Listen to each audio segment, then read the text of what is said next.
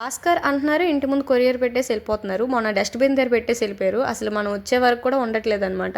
ఇంతకీ ఇప్పుడు మళ్ళీ ఏమొచ్చిందిరా బాబు అని జెప్పేసి ఓపెన్ చేద్దామంటే నాకసలు ఇంట్రెస్టే లేదు. ఎందుకంటే అంతకుముందే నా ట్రైపాడ్ వచ్చింది. అందులో ఫోన్ పెట్టుకునే పార్ట్ అయితే మిస్ అయిందని చెప్పాను కదా!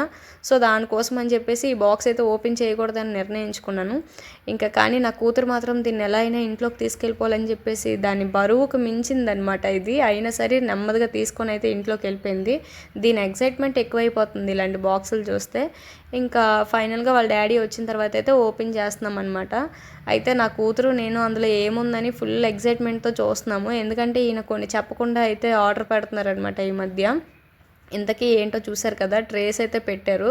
ఆయన మంచిగా ఫిట్ అయితే చేసేసారు. కాకపోతే నేను అది చూడగానే ఇది కొనే ఆలోచన అయితే ఉంది కానీ, ఇంత తొందరగా చెప్పకుండా కొనేస్తారని అసలు ఎక్స్‌పెక్ట్ చేయలేదు. ఇది బానే ఉంది కానీ, నాకు చెప్పుంటే ఇంతకన్నా మంచిది సెలెక్ట్ చేసేదాన్ని కదా! అని అయితే అన్నాను. ఇది ఇంత స్ట్రాంగ్‌గా ఉంది. నువ్వు చేసినవి అలా ఉంటాయి ఏంటి అని అన్నారు. మా ఆయన ఏది కొంటే అదే గొప్ప అని చెప్తారనమాట.